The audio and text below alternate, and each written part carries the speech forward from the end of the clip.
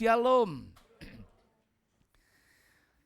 Kita patut bersyukur kepada Tuhan karena Ia memperkenankan kita menghantarkan berada di hari ini di penghujung tahun 2024 dalam perjalanan tahun Kabisat yang berjumlah hari 366 dan hal ini terjadi setiap 4 tahun sekali. Di Februari yang lalu kita memiliki tanggal sampai kepada 29 dan 4 tahun ke depan kita akan sampai kepada tanggal 28 maksimal di bulan Februari. Karena hari ini atau tahun ini adalah tahun Kabisat yang berjumlah 366 hari. Dan patut juga kita bersyukur bahwa hari ini ibadah dari jemaat Tuhan yang sudah dimulai dari 1 Januari 2024 menyelesaikan saat waktu yang ke-365 kita sudah menyelesaikan kitab Wahyu yang terakhir hari ini yaitu kemarin ya, yaitu Wahyu 21 dan 22. Jadi selesai seluruh Alkitab bagi mereka yang mengikuti ibadah, membaca, mendengarkan firman Tuhan sesuai dengan tuntunan arahan yang sudah diberikan dengan beberapa penjelasan-penjelasan yang ada. Dan itu memberikan sebuah wawasan buat kita untuk lebih mengerti firman Tuhan. Sekalipun kita sudah menyelesaikannya ibadah tahun ini, maka untuk tahun 2025 firman Tuhan tidak berarti kita berhenti membaca, kita berhenti mempelajari, kita berhenti untuk mendengarkan, tetapi akan terus kita membutuhkannya sebagai penuntun perjalanan kehidupan kita sampai kita melihat sebuah kemuliaan Allah di sebuah kenyataan yang ada di alam sorga kelak nanti. Nah, karena itu ibadah nanti akan diulang mulai dari 1 Januari sampai kepada kembali di akhir tahun yang tahun depan berjumlah tepat di tanggal 31 yaitu episode yang ke-365. Nah, kemudian di tahun yang depan juga kita akan ada Bible quiz, ada quiz Alkitab yang berhadiah menarik.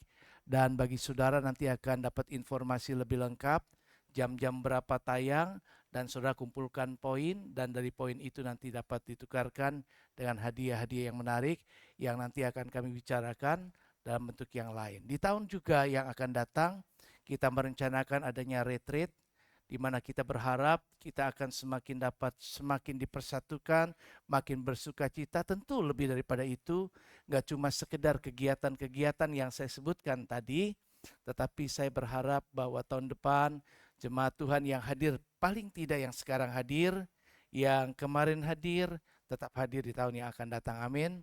Dan tentu buat mereka yang masih belum, kita terus mendorong, kita terus berusaha membawa orang-orang kepada Tuhan, karena demikianlah yang dikehendaki oleh Tuhan bagi kita sekalian.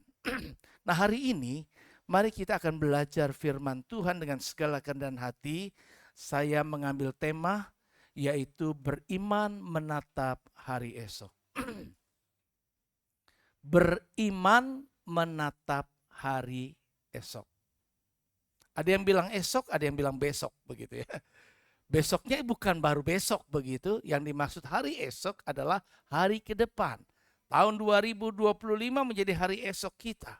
Sepanjang perjalanan tahun depan itu akan menjadi hari esok kita.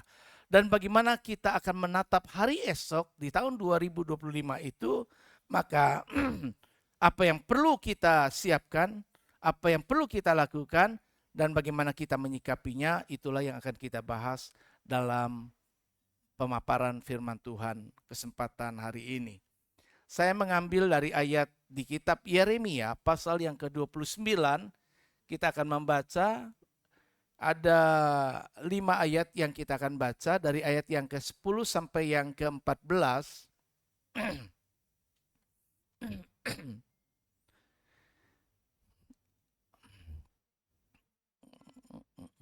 Sorry.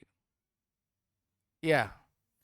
Yeremia pasal yang ke-29 kita akan membaca 5 ayat, yaitu ayat yang ke-10, 11, 12, 13, 14 dan akhirnya kita ayat 14 ya. Dan nanti kita akan membaca bersama-sama.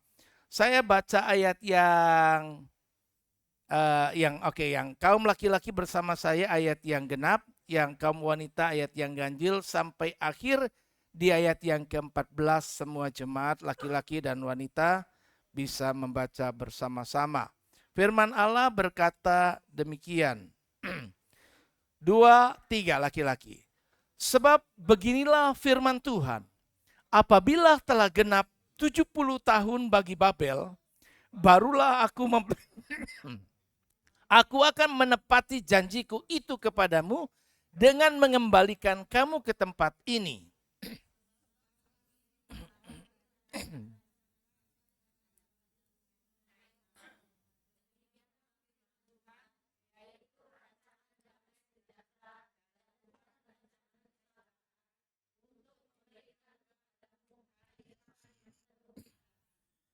Dan apabila kamu berseru dan datang untuk berdoa kepadaku, maka aku akan mendengarkan kamu.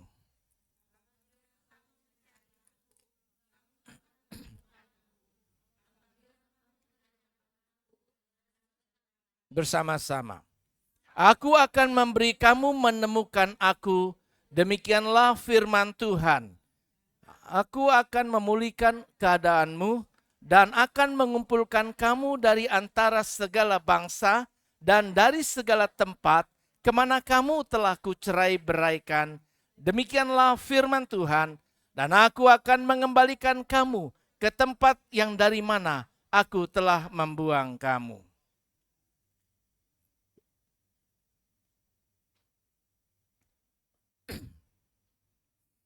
Nah, Bapak Ibu Saudara kekasih Tuhan, setiap orang ingin memiliki masa depan yang cerah, tetapi kenyataan hidup yang kita jumpai, yang kita hadapi tidaklah seperti itu. Seringkali kita berhadapan dengan hal-hal yang tidak pasti dalam kehidupan kita. Baik pada waktu jam-jam ke depan, apalagi juga hari-hari ke depan dan juga tahun ke depan. Nah, bagaimana kita menatap hari esok itu di tengah tantangan yang kita hadapi, di tengah pergumulan kehidupan kita, dan di tengah situasi yang serba tidak pasti itu. Firman Tuhan mengajar saya dan saudara agar kita menatap hari esok tidak dengan yang lain, tidak dengan harta benda yang kita simpan, berapa banyak bekal buat kita, sehingga kita memiliki kepercayaan diri yang lebih tinggi dibanding orang yang tidak memilikinya. Tetapi kita sebagai orang yang percaya kepada Tuhan, diajarkan bagaimana kita menatap hari esok dengan iman. Percaya bahwa Tuhan punya rancangan yang indah bagi masa depan hidup saya dan saudara. Di dalam kitab Yeremia pasal yang ke-29 ayat 10 sampai yang ke-14 yang tadi sudah kita baca, adalah bagian dari surat Yeremia kepada bangsa Israel yang pada saat itu berada dalam pembuangan di Babel. Nah, sejarah mencatat bahwa peristiwa pembuangan orang-orang Israel ke Babel terjadi dari sejak tahun 605 sebelum Masehi. 605 sebelum Masehi, sekarang 2024 ya, ditambahin aja lah. Kurang lebih seperti itu. Berapa ribu tahun lampau, begitu ya. Itulah yang terjadi pada saat itu. Dan pembuangan umat Israel pada waktu itu yang berada di Yerusalem kemudian dibawa ke Babel pada waktu pemerintahan Raja Nebukadnezar yang kedua terjadi dalam 3 gelombang. Pada gelombang pertama atau rombongan batch pertama yang dibuang ke Babel ya terjadi di tahun 605 sebelum Masehi itu. Di pembuangan yang pertama itu diantaranya kita kenal ada tokoh Alkitab yang terkenal yang bernama Daniel, Sadrah, Mesa, dan Abednego. Nah, ini orang-orang Israel yang dibuang pada kelompok atau gelombang pertama. Mereka dibuang di Babel pada tahun 605 sebelum Masehi. Kemudian gelombang yang kedua terjadi setelah beberapa tahun kemudian, yaitu pada tahun 597 sebelum Masehi, adalah pembuangan kedua, di mana raja waktu itu memerintah Yoyakim, Dan banyak pemimpin Yehuda yang lainnya juga dibawa ke Babel. Bahkan juga ada juga Yehezkiel, sebuah nabi besar yang juga ada terjadi di antaranya. Kemudian 580, yang ketiga 586 atau pembuangan yang terakhir terjadi di tahun 586 sebelum Masehi. Nah, jadi kalau dibilang kalau makin jumlahnya besar berarti kan makin jauh tuh. Begitu kan? Kalau dia makin dekat ya berarti kan makin dekat gini karena sebelum Masehi. Begitu. 586 sebelum Masehi adalah pembuangan terakhir di mana Yerusalem pada waktu itu diserang dan dihancur luluhkan, dikalahkan termasuk bait suci.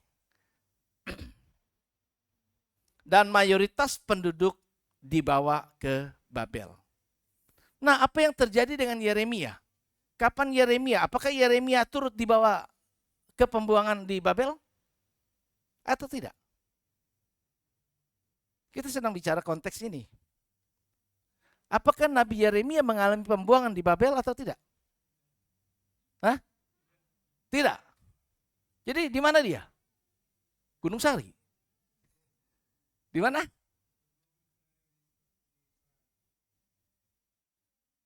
Sebelum Israel diserang. Ya nggak tahu di mana itu ya. Tadi di mana sebelum Israel diserang? Mereka ada di mana? Yerusalem, ya pintar, luar biasa ya. Ya, masih ada beberapa orang, nggak seluruhnya ya, walaupun pada tahap yang ketiga masih ada sisa-sisa orang Israel yang tidak dibuang dan diantaranya adalah Yeremia. Dan sisa-sisa orang Israel yang pada waktu itu masih ada di Yerusalem, kemudian mereka terpaksa harus mengungsi ke Mesir. Dan orang-orang ini mendorong, mendesak supaya Nabi Yeremia juga ikut mengungsi ke Mesir. Maka pergilah Yeremia juga ke Mesir. Kemudian Nabi Yeremia mengingat teman-teman saudara-saudara sebangsanya ini yang berada dalam pembuangan dan mengalami sangat kesukaran, penderitaan yang luar biasa. Karena itu Yeremia mendapatkan satu dorongan daripada Allah untuk menulis sebuah surat kepada orang-orang buangan di Babel itu. Nah, Yeremia menuliskan sebuah surat di tengah-tengah situasi dalam keadaan yang tidak menentu, tidak pasti bagaimana hari esok bagi orang-orang yang ada di pembuangan itu. Dan itu tidak mudah sama sekali. Dan kehidupannya sangatlah sukar. Jadi bicara tentang hari depan, hari esok, baginya masih tetap gelap.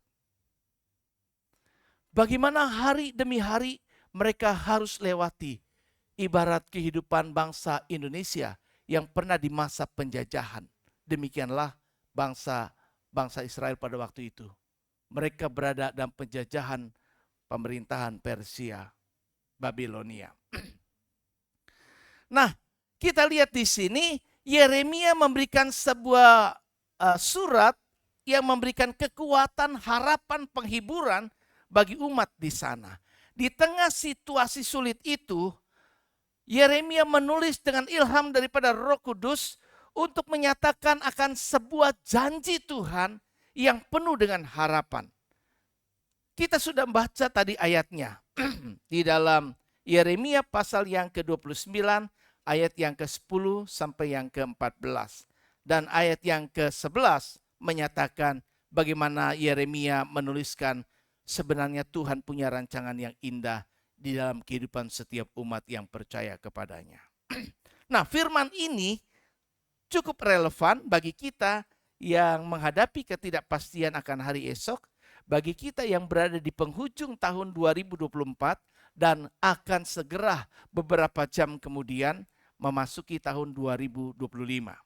Ada banyak prediksi-prediksi tentang tahun 2025, baik secara ekonomi, sosial, politik, dan lain sebagainya. Tetapi kita bisa lihat di sini bahwa sesuai dengan apa yang dinubuatkan Tuhan, bahwa hari-hari ke depan dan terus hari ke depannya itu memang akan terjadi penggenapan nubuatan-nubuatan Alkitab yang pasti akan digenapi oleh Tuhan. Pasti akan digenapi. Dan diantaranya yang sudah ada dinubuatkan bahwa pada hari-hari menjelang akhir zaman itu, satu ketika akan ada masa kesukaran yang besar.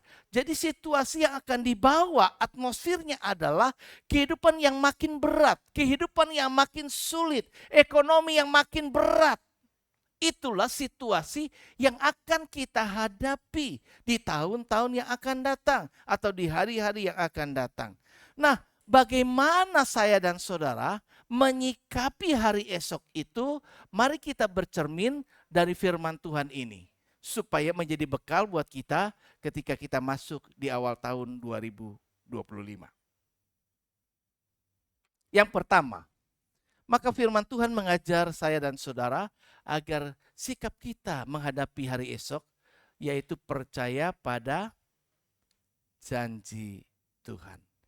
Janji firman-Nya itu menjadi sebuah landasan modal buat kita untuk menaruh sebuah harapan akan apa yang kelak terjadi pada orang-orang yang tetap percaya kepada Tuhan. Yeremia 29 ayat 10, ayat 11 menyatakan intinya adalah bahwa Tuhan berkata, aku akan menepati janjiku kepadamu. Firman Tuhan, ya dan amin. Tuhan memberikan sebuah janji-janji dan begitu banyak janji firman Tuhan yang tertulis di dalam kitab, yang di dalam Alkitab, yang bisa menjadi pegangan orang-orang yang percaya kepadanya. Kadang-kadang kita diperhadapkan dengan situasi yang kenyataan yang sedang kita hadapi, yang kita jalani, kadang bisa bertentangan dengan janji firman itu. Kok firmannya, janjinya manis, tapi kenyataan yang saya hadapi begitu pahit. Ya, kadang-kadang kenyataan itu berbicara jauh lebih keras daripada firman Tuhan itu sendiri. Sehingga kadang menggoyahkan iman percaya kita. Itu sebabnya tema tadi berkata, beriman menatap hari esok. Jadi disinilah letak paling penting bagi saya dan saudara, bagaimana kita harus membangun iman kita menghadapi tahun-tahun ke depan atau waktu-waktu ke depan, menghadapi situasi-situasi yang serba tidak pasti yang belum kita ketahui. Tetapi kita bisa berpegang bahwa ayat firman Tuhan menyatakan pada Yeremia 29 ayat 11, Allah berkata, Aku ini Tuhan Allah yang Maha Besar, mengendalikan segala alam semesta dan segala kondisi situasi apapun juga yang terjadi di bawah kolong langit ini. Aku mengetahui rancangan-rancangan apa yang ada padaku mengenai kamu. Rupanya peristiwa terjadinya pembuangan umat Israel ke Babel itu jauh-jauh hari sudah juga disampaikan oleh Nabi Yeremia. Tetapi mereka alert, kewaspadaan yang disampaikan, yang dikumandangkan oleh Nabi ini diabaikan oleh orang-orang. Bahkan mereka menjadi marah kepada Yeremia. Cara meresponnya keliru, salah, tidak seperti yang seharusnya. Tidak membawa mereka makin mendekatkan kepada Tuhan, tidak membawa mereka untuk mencari perkenanan Tuhan, tapi malah semau-maunya. Sampai akhirnya, sebagaimana yang Tuhan lihat, ini pasti aku harus kasih pendidikan buat mereka. Ajar mereka. Maka mereka diizinkan Tuhan mengalami pembuangan ke Babel. Mengalami penderitaan. Mengalami situasi yang tidak menyenangkan. Tetapi Allah punya sebuah rencana besar yang kalau ngebangun rumah, ada arsitek bilang ada blueprintnya, ada lembar birunya di mana akhir wujud akhirnya sudah diketahui bentuknya kayak apa. Nah, semua hal-hal yang terjadi, rentetan hari-hari ke depan kita yang akan kita hadapi di tahun 2025 adalah rentetan hari-hari yang kelak dituntun Tuhan secara alamiah untuk menggenapi apa yang menjadi rancangan Tuhan. Baik secara global umum universal ataupun secara khusus pribadi individu per pribadi. Karena Allah punya rancangan atas kehidupan saya, Allah punya rancangan terhadap Samuel, terhadap Dedi, terhadap siapapun di antara kita yang ada. Nah, mungkin dalam rancangan kehidupan yang Allah ada pada kita setiap pribadi-pribadi tadi, ada orang-orang yang dipakai mengisi rancangan tadi. Sehingga kita bisa lihat kita ini akan menjadi bagian atau peristiwa-peristiwa yang kelak akan terjadi menjadi bagian yang Tuhan izinkan untuk kita hadapi dan alami. Bangsa Israel diizinkan, Allah punya blueprint, Allah punya rancangan pada waktu yang sebelum diketahui bangsa Israel, yaitu mereka akan berada di sana selama 70 tahun. Nah, selama 70 tahun ini, kalaupun mereka berusaha kayak apapun juga, mereka bagaimanapun juga dan sebagainya, situasi mereka tetap ada dalam pembuangan. Memang, untuk orang-orang tertentu bagaimana dia merespon situasi tadi. Walaupun arah rancangkan globalnya semuanya ini totalnya 70. Tapi juga ada batch gelombang-gelombang yang dipulangkan. Jadi pemulangan bangsa Israel itu tadi waktu dibuangnya terjadi berapa kali? Berapa? 3 kali? Ya, wah luar biasa menyimak ya. 3 kali. Begitu juga nanti dikembalikannya. Nah, siapa yang duluan dikembalikan tergantung respon kita. Dalam hidup yang kita hadapi juga begitu. Allah punya planning, Allah punya rencana. Tapi planning rencana ini tergantung juga respon kita.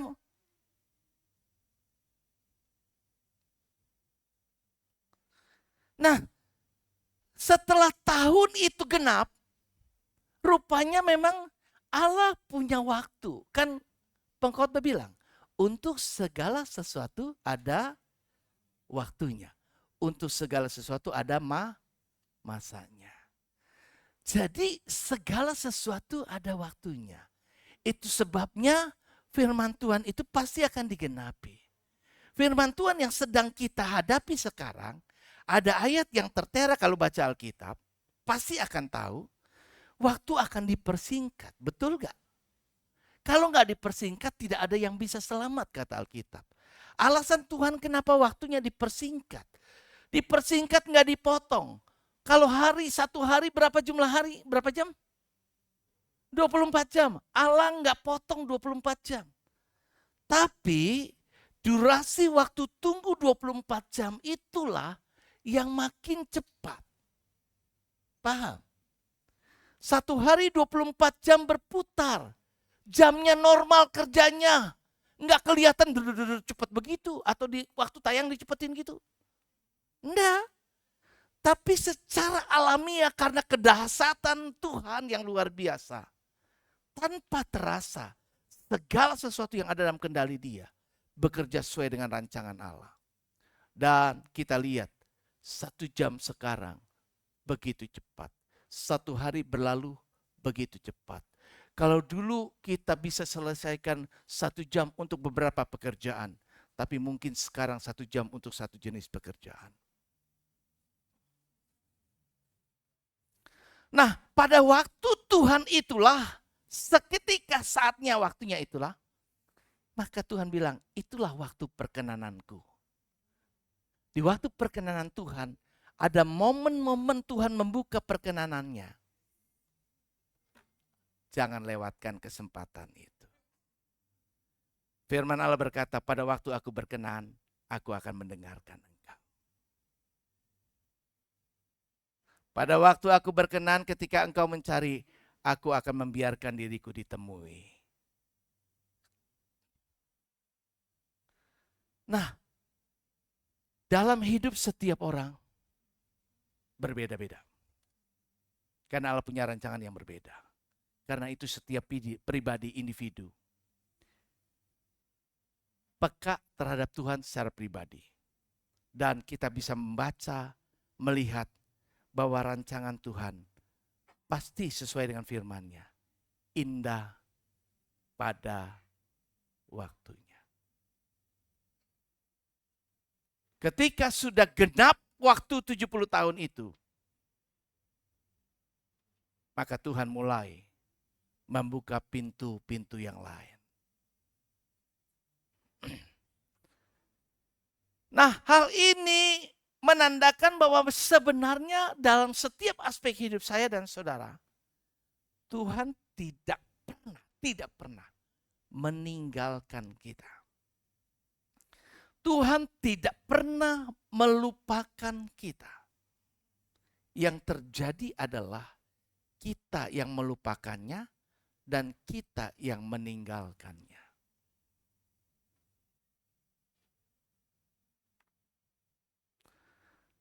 Rancangan Tuhan selalu untuk kebaikan meskipun jalan menuju penggenapan janjinya seringkali sulit dipahami.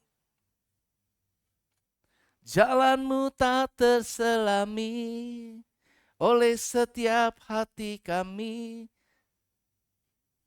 Kita nggak tahu. Percaya pada janji Tuhan berarti tetap memiliki iman meskipun situasi tidak ideal kita hadapi. Idealnya begini loh. Yang saya ingin dan harapkan ini loh, begini loh. Tapi mungkin yang kita hadapi dan jalanin enggak seperti yang kita harapkan. Tapi mari kita yakin bahwa rancangan Tuhan adalah rancangan damai sejahtera dan bukan kehancuran. Allah tidak pernah menghendaki kehancuran dalam hidup kita.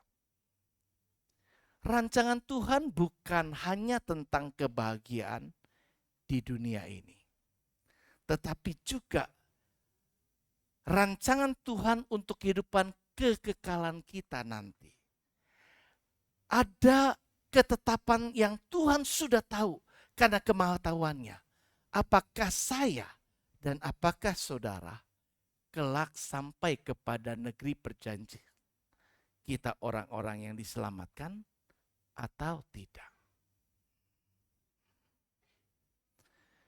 Nah, ketidakpastian hidup yang kita hadapi dan jalani bukanlah alasan buat kita menjadi takut. Melainkan baca sebagai sebuah kesempatan untuk bersandar dan percaya penuh kepada Tuhan serta mengandalkan Dia. Kita bisa lihat contoh yaitu kisah tentang Yusuf. Bagaimana perjalanan kehidupan Yusuf yang dia hadapi pada hari-hari kehidupannya dipenuhi atau diwarnai dengan kepahitan. Banyak hal yang tidak menyenangkan terjadi dalam kehidupannya. Kadang kalau dipikir secara jangka pendek pada waktu itu, madesu kayaknya nih gua jadi budak sana sini, difitnah, dibenci, dibuat yang lain. Saya tidak pernah melihat sebuah titik terang kehidupan atau sebuah harapan hari esok bagi kehidupan saya. Tetapi kita bisa lihat ternyata bahwa orang-orang yang mereka-rekakan kejahatan terhadap dirinya sekalipun ternyata dibuat bisa oleh Tuhan untuk sebuah kebaikan. Itulah kesimpulan dalam Kejadian 50 ayat 20.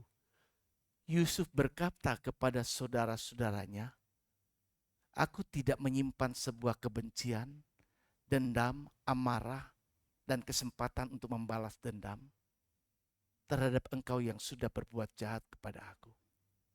Tetapi aku dalam perjalanan hidup, banyak hal yang aku alami. Aku mengambil hikmah, mengerti bahwa Allah turut bekerja dalam segala sesuatu untuk mendatangkan kebaikan bagi aku yang mengasihi Dia, yang terpanggil sesuai dengan rencana Allah." Jadi ia beriman, menatap hari esok dengan mempercayai Tuhan bahwa Allah setia dan Dia tetap menyertai. Itu sebabnya dibuktikan dalam kisah kehidupan Yusuf bahwa kunci keberhasilan dia adalah adanya tetap penyertaan Tuhan di dalam hidupnya. Dan ditulis oleh Alkitab, karena Tuhan menyertai, maka Tuhan membuat segala yang dikerjakannya berhasil dan beruntung. Ada banyak faktor-faktor keberuntungan juga yang dialami oleh Yusuf. Ada faktor-faktor yang membuat dia bisa berhasil. Karena ada Tuhan dalam kehidupannya. Dan kita bisa lihat dari Alkitab, ending daripada kehidupan Yusuf, dia menjadi berkat besar bagi keluarganya. Begitupun juga saya dan saudara hari ini di penghujung tahun dan menatap di tahun 2025. Allah punya rancangan yang terbaik, mempersiapkan kehidupan saya dan saudara yang pada akhirnya satu ketika kalau hari ini belum jadi berkat, tapi Allah ingin membawa kita bahkan menjadi berkat buat keluarga kita, menjadi berkat buat masyarakat, menjadi berkat buat banyak orang. Kita bisa lihat Allah ingin berkarya dalam hidup kita supaya rancangan indahnya dapat terwujud sempurna bagi kita. Yang kedua, bagaimana kita menyikapi tahun 2025? Menyikapi hari esok kita, yaitu tadi yang pertama apa tadi? Percaya pada janjinya. Pegang. Janjimu seperti fajar pagi hari yang tiada pernah terlambat bersinar. Wow. Yang kedua, carilah Tuhan dengan segenap hati. Tahun 2025 bukan harusnya membuat jemaat, tidak harusnya membuat saya, tidak harusnya membuat saudara yang hari ini dengar firman Tuhan, membuat engkau menjauh dari Tuhan.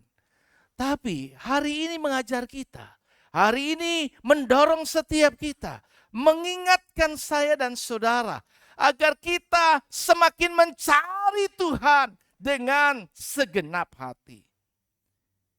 Yeremia 29 ayat 12 dan 13. Apabila kamu berseru kepadaku, apabila engkau datang berdoa kepadaku, aku akan mendengarkan kamu. Mari kita menjadi orang-orang yang mau berdoa kepada Tuhan. Mari kita menjadi jemaat yang hidupnya adalah punya kehidupan doa. Mari kita menjadi orang-orang yang cuma tidak sibuk dengan urusan rutinitas kehidupan kita, tetapi berani mengalokasikan waktu yang Tuhan beri kepada kita untuk membangun kehidupan kita bersama dengan Tuhan. Tuhan mengundang kita untuk datang kepadanya, terutama kita menyadari di saat-saat kita merasa tidak pasti tentang masa depan kita. Kita bukan mencari ramalan yang lain, kita tidak mencari hal-hal yang lain, tetapi kita mencari Tuhan dengan segenap hati. Karena Dia menyatakan, pada waktu aku berkenan untuk ditemui, maka aku akan membuat diriku dapat ditemui. Pada waktu aku berkenan untuk mendengar, maka ketika engkau berseru, aku akan mendengarkannya. Dan ketika Tuhan berkenan dan menunggu-nunggu saat orang-orang umatnya berdoa kepadanya, tapi kita tidak berdoa, sayang sekali. Momen-momen yang indah itu kita lewatkan. Kesempatan Tuhan mau dengar dan kabulkan doa kita, kita lewatkan. Itu adalah sebuah penyesalan yang tidak akan bisa diulang kembali. Beriman menatap hari esok dimulai dengan membangun hubungan yang lebih dalam dengan Tuhan melalui doa dan pencarian dengan hati yang sungguh-sungguh. Bukan main-main. Jadikan tahun baru sebagai waktu untuk lebih mendekat kepada Tuhan. Jadikan tahun baru 2025 ada sebuah resolusi ketetapan hati kita yang akan kita sampaikan kepada Tuhan. Tuhan, aku butuh Engkau dan aku akan semakin dekat dengan Tuhan. Karena Dia sumber segala kehidupan dan Dia kunci segala keberhasilan. Apapun yang kita inginkan terjadi, hal yang baik dalam hidup kita, Dia kuncinya. Karena Dia berdaulat, Dia berkuasa, dan Dia mampu menepati janji-janjinya. Manusia bisa gombal, manusia bisa berjanji dan tidak mampu menepati. Tetapi Tuhan berjanji dan Dia menepatinya. Karena Dia komit dengan janjinya. Dia pribadi yang dapat dipercaya. Kita cari pribadi ini yang senantiasa menanti-nantikan kita. Jangan hanya mengandalkan kemampuan sendiri. Tetapi mari kita cari Tuhan dalam setiap keputusan. Perjalanan hidup kita akan menjadi rangkaian keputusan-keputusan yang harus kita ambil. Dan sebelum kita menetapkan keputusan kita, tanya sama Tuhan, cari Tuhan. Apa yang harus saya putuskan? Apa yang harus saya lakukan? Dan jangan mengandalkan otak sendiri, pengalaman, dan lain sebagainya. Allah gak bisa dimetodekan. Cara kerja Allah gak bisa didikte seturut dengan maunya kita. Karena Dia lebih berdaulat dan Dia sang pencipta di atas kita. Yang Allah inginkan adalah kita berharap, bersandar, dan mempercayai hidup kita kepadanya. Senantiasa mencari, melekat, berpaut, dan mau dengar-dengaran apa yang Tuhan mau dari hidup kita. Kita cari Tuhan atas setiap langkah kehidupan kita. Sehingga benarlah sebuah lagu berkata, Tuhan menetapkan langkah-langkah orang yang hidupnya berkenan kepadanya. Apabila ia jatuh, tak sampai tergeletak, sebab Tuhan menopang tangannya. Ada Tuhan kalau cari Dia. Ketika bahkan kita nyaris jatuh, kita tidak akan tergeletak. Karena ada Tuhan siap menopang kita.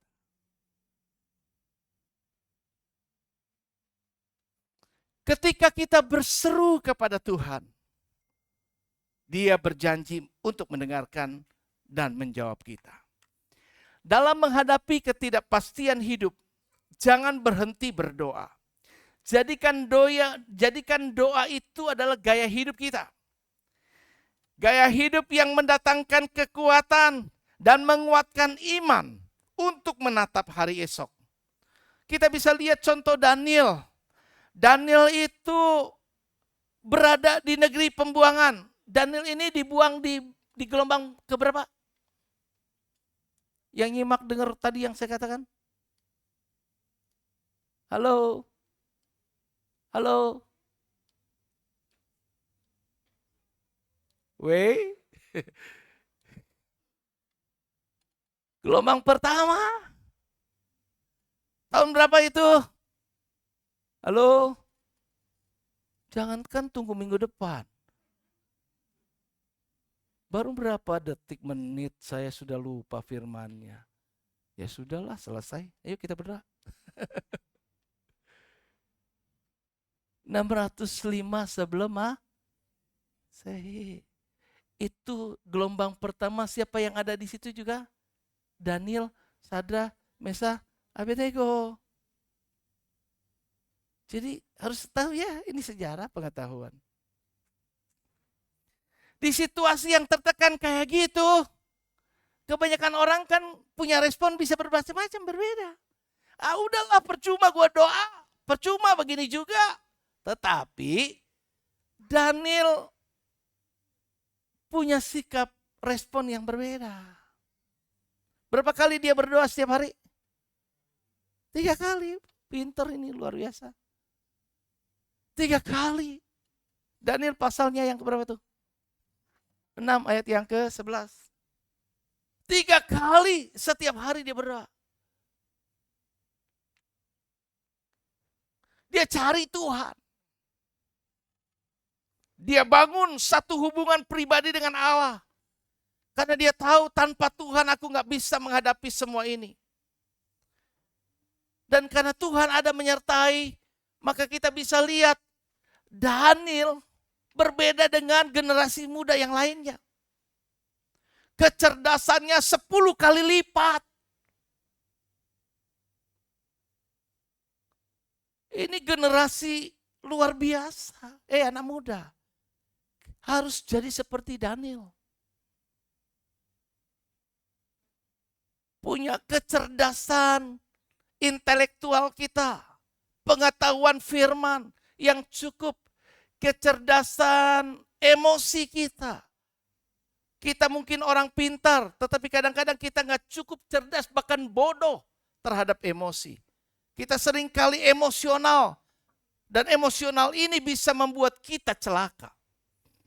Dan tidak masuk surga.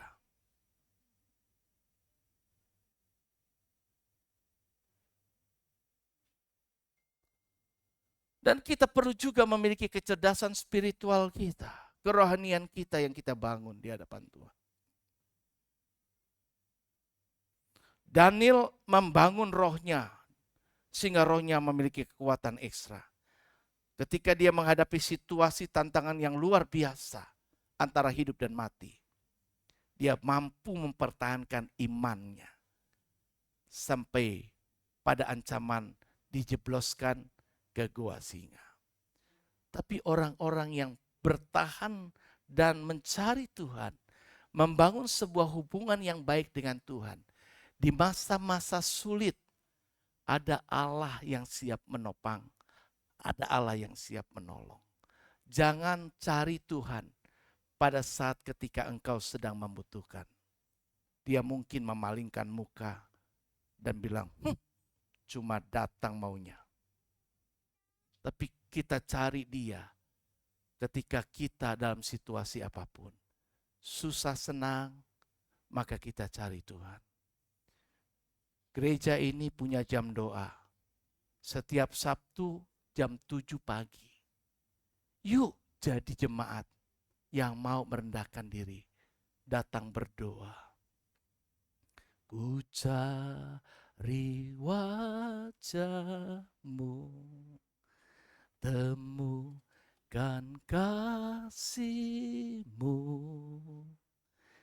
Kau Tuhan yang jauh dari.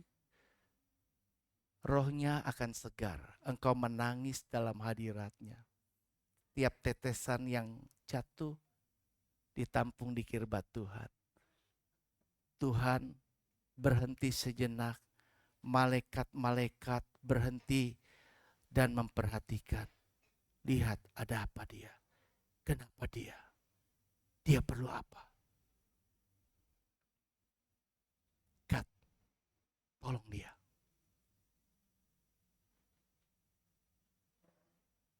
Mau doa? Berdoa Anda cari Tuhan, bukan cari orang. Anda berdoa bukan cari gembala. Siapa yang tidak berdoa nggak peduli. Karena Anda tidak mencari dia. Tapi Anda mencari Tuhan dan menemukannya. Karena dialah yang kita butuhkan.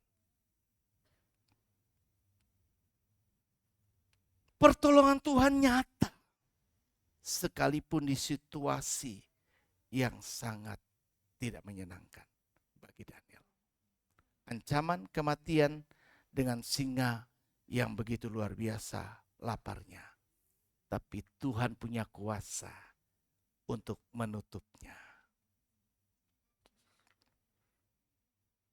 Saya menggunakan AI, Artificial Intelligence, untuk meng-create gambar-gambar ini. Jadi ini gambar-gambar yang saya create dengan teknologi AI. Dan yang terakhir ketiga adalah apa? Tetap berpengharapan di tengah proses pemulihan. Tadi yang kedua apa? Carilah Tuhan dengan segenap. Yang pertama masih ingat? Percaya pada janjinya. Jadi 2025 pegang janji Tuhan. Kedua, apa tadi? Kedua tadi? Cari Tuhan. Makin dekat sama Tuhan. Bangun hubungan dengan Tuhan. Kehidupan doa kita makin baik. Cari Tuhan.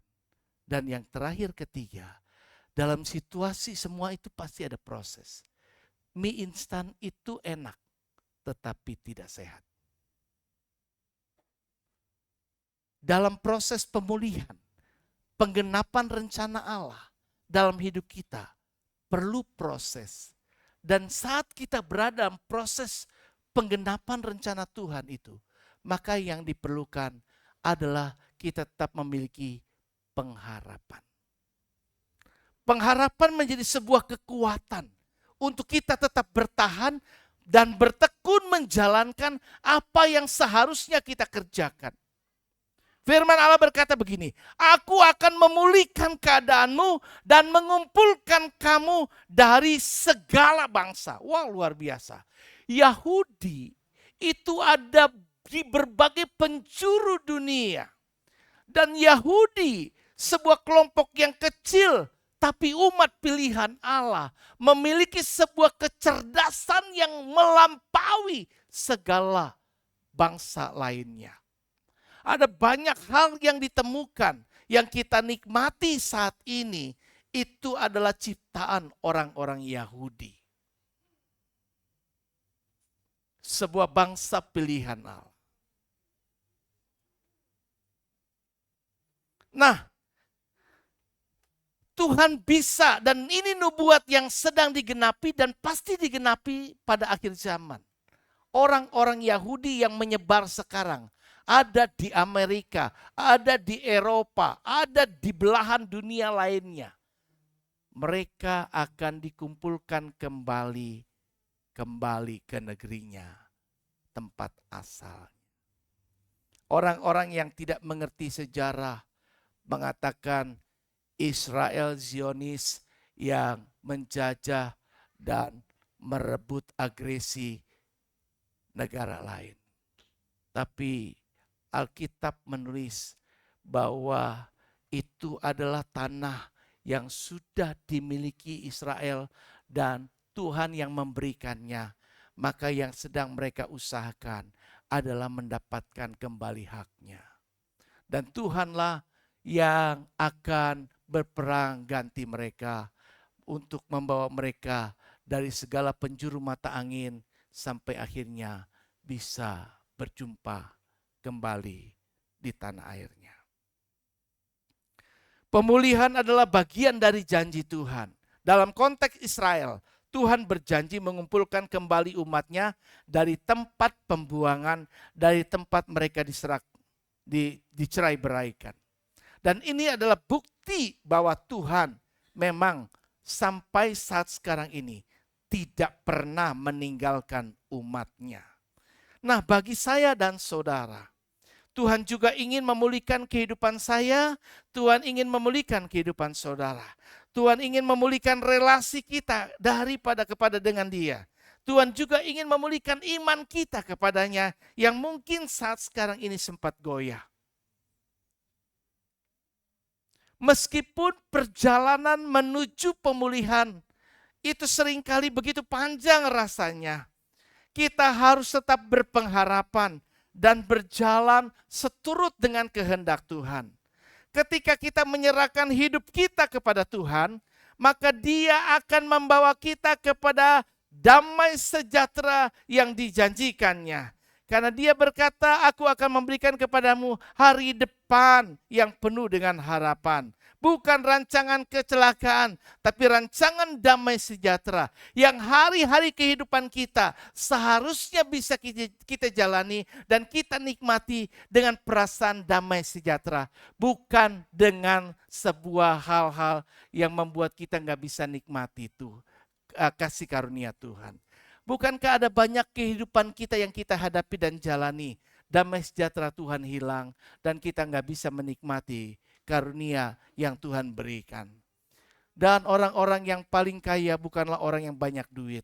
Orang yang paling kaya adalah orang yang memiliki kuasa untuk menikmati dari apa yang Tuhan karuniakan. Jika kita ada seperti sekarang, apa adanya, tapi kita punya kuasa untuk menikmatinya, engkau adalah orang yang paling berbahagia dan paling kaya di dunia. Ada banyak orang yang punya banyak harta benda, tapi dia tidak punya karunia untuk menikmatinya. Ada banyak hal yang bisa membuat, kata firman Tuhan, belalang pelahap selalu menggerogotinya. Ada banyak hal-hal yang menggerogoti kehidupan kita, menggerogoti kebahagiaan kita, menggerogoti kenikmatan kita. Dan itu pekerjaan iblis. Karena iblis adalah sang pencuri. Tetapi ia datang untuk memberi kita hidup dan hidup yang berkelimpahan. Amin. Dia akan membawa kita kepada damai sejahtera yang dijanjikannya. Pemulihan Tuhan meliputi aspek spiritual, meliputi emosional, dan meliputi juga fisik kita. Yang sakit Tuhan juga bisa sembuhkan. Siapa bilang tidak? Karena Tuhan punya kuasa untuk dapat menyembuhkannya.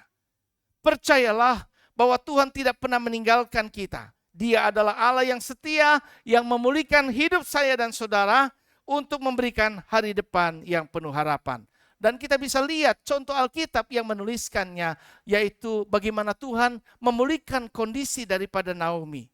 Naomi pada waktu dia pergi ya ke suatu negara asing, dia mengalami situasi yang begitu berat. Bahkan suami meninggal, anak-anak juga meninggal. Sekarang dia diperhadapkan pada situasi yang amat sulit. Sampai dia berkata, artinya ini adalah hidup ini pahit. Pahit banget, pahit banget. Saya ini menghadapi kepahitan demi kepahitan dalam hidup. Tetapi Tuhan bisa pulihkan keadaannya. Melalui seorang menantunya yang setia. Di antara dua menantu yang ada. Yang satu mau pulang kampung, udah gak ada harapan lagi. Gua ngarepin apa lagi? Anaknya sudah gak ada. Ngapain juga gua ngabisin waktu gua habis di sini. Tapi Ruth punya perspektif iman yang berbeda. Di situasi proses pemulihan kehidupannya, suami boleh hilang. Tetapi aku tidak boleh kehilangan apa? Pengharapan. Kenyataan yang saya hadapi rasanya gak ada harapan. Gua ngarepin siapa lagi? Kalaupun katanya, udah lu mendingan pulang. Kalaupun aku masih bisa bersuami lagi dan melahirkan anak. Anakku kecil, masakan engkau mau nunggu dia sampai gede? Baru engkau menikahkan. Engkau pun bisa jadi udah tua, nenek-nenek. Gitu kan. Udahlah, mendingan sekarang kamu cari lagi pasangan. Tapi Ruth punya perspektif yang berbeda. Bangsamu, bangsaku. Allahmu, Allahku. Siapa yang mengadopsi Allah Israel, Allah Ishak, Allah Yakub, Allah Abraham, Allah Ishak, Allah Yakub. Dia mengadopsi Allah yang Maha Kuasa. Maka Allah berkarya dalam hidup orang yang setia. Kita bisa lihat bagaimana akhirnya rancangan Tuhan mempertemukan. Kalaupun secara hukum tradisi Yahudi mengharuskan memang si Boas ini menebus untuk ngawinin si Ruth. Dan memang itu terjadi, akhirnya dinikahkan. Maka kita bisa lihat ternyata sejarah sampai kepada Yesus Kristus lahir. Ternyata nggak disangka justru yang tidak diperhitungkan kayak gini. Yang kelihatannya turunan-turunannya begitu baik. Kalau dihitung-hitung kayaknya ini lebih layak. Tapi yang kayak begini loh. Yang jadi garis keturunan di mana Tuhan pakai untuk melahirkan siapa? Yaitu Juru Selamat, Yesus Kristus Tuhan. Amin. Dalam hidup kita mungkin kelihatannya ada orang-orang yang berpikir sinis terhadap kita. Ada orang-orang yang mencibir, ada orang-orang yang berpikir kita begitu buruk dan sebagainya. Tetapi siapa tahu, kita tidak tahu. Asal respon kita di hadapan Tuhan, ya, itu tetap benar di hadapan Allah. Dia bisa pakai hidup saya, dia bisa pakai hidup saudara. Untuk mencapai sebuah tujuan yang mulia, yang Allah tetapkan atas hidup kita. 2025 tidak pasti. 2025 kita tidak tahu. Tapi satu hal yang tahu, bahwa kita punya Allah yang tetap menyertai. Amin. Tuhan Yesus memberkati. Mari kita bangkit diri.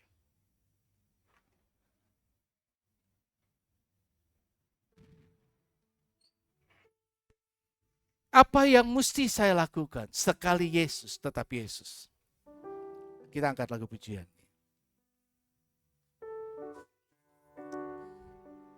Hadapi dengan iman yang tak tergoncang. Percaya pada janjinya.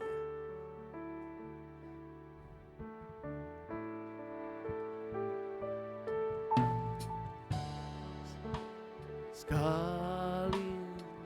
Oh ya. Waktu berlimpah maupun kurang, tetap Yesus yang mempesona hatiku. Dia beri damai dan kesempatan baru. Dan musim kehidupan,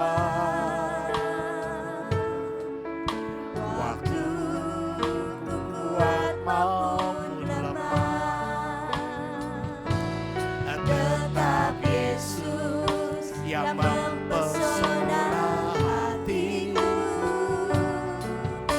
Dia beri hidup dan kesempatan baru. Sekali Yesus, selamanya Yesus. Harapan tak akan hilang, karena kasih-Nya sekarang ku ada.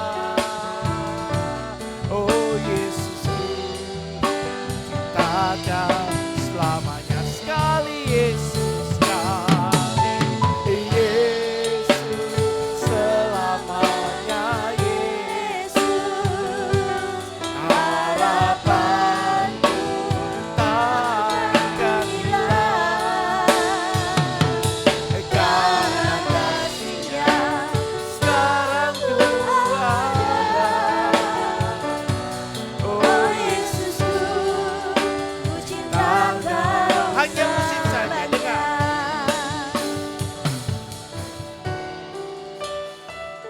Dari kitab Yeremia 29 ayat 10 dan 14 sampai 14 kita belajar. Yang pertama, percaya pada janji Tuhan yang selalu akan membawa kita kepada damai sejahtera. Yang kedua, mencari Tuhan dengan segenap hati. Bangun kehidupan spiritualmu, bangun kehidupan doamu. Datang di jam-jam doa yang ada, cari Tuhan dan temui Dia, karena Dia setia mendengarkan doa-doa kita. Dan yang ketiga, tetaplah berpengharapan dalam proses Tuhan memulihkan. Sikap kita adalah tetap bersabar, percaya, dan bersyukur kepada Allah atas segala sesuatu yang Allah kerjakan, karena semua akan indah pada waktunya. Yesus, selamanya Yesus. Amin. Harapan takkan hilang, karena kasih-Nya selalu ada. Oh Yesusku, ku cinta Engkau. Sekali lagi, sekali Yesus. Engkau mendengar melalui pujian ini Kami menyampaikan sebuah resolusi baru menatap hari esok, bahwa kami berkomitmen teguh beriman kepadamu. Sekali Yesus tetap Yesus, tahun depan kami akan makin setia. Tahun depan kami makin akan rajin. Tahun depan kami makin setia cari Tuhan. Bahkan tahun depan kami mau melayani Tuhan.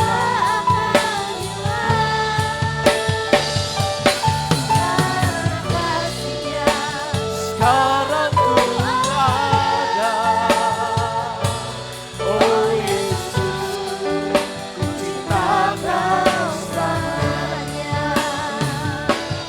Karena kasih-Nya sekarang ku ada, oh Yesus, ku cinta Kau selamanya. Karena kasih-Nya sekarang ku ada. Oh Yesusku,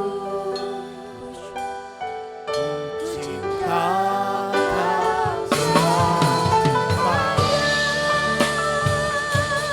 Oh, haleluya. Kami akan cinta Engkau, cinta selamanya.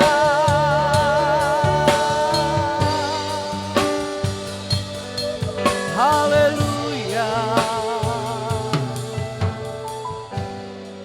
Kami bersyukur kepadamu ya Tuhan, bahwa Engkau Allah yang setia, yang telah memimpin perjalanan kehidupan kami, mengisi hari-hari kami sepanjang tahun 2024. Dan inilah hari ke-366 di mana kami masih bisa datang kepada Tuhan dan bersekutu dengan Engkau, dengan keadaan kesehatan yang Tuhan karuniakan. Dan kami percaya bahwa di hari esok, hari-hari ke depan, tahun-tahun ke depan Tuhan, kami akan tetap bersama dengan Tuhan yang menyertai kami dan yang menolong kami, bahkan memberkati kami. Terima kasih untuk firman yang telah kami dengar. Roh Kudus tolong kami, agar apa yang kami dengar saat ini, itu tidak kami lupakan. Seperti seseorang yang bercermin atau berdiri di depan cermin. Ketika berlalu ia lupa, tetapi biarlah firman-Mu tertulis pada loh hati kami. Firman-Mu akan terus menjadi pelita bagi kaki kami dan terang bagi jalan kehidupan kami. Kami adalah orang-orang yang tetap memiliki pengharapan yang baru, yang terus percaya akan karya Tuhan yang indah untuk masa depan kehidupan kami. Dan kami percayakan semuanya ke dalam tangan-Mu. Kami tidak mengandalkan kekuatan kami. Kami tidak mengandalkan apa yang kami punya saat ini, karena semua adalah terbatas adanya.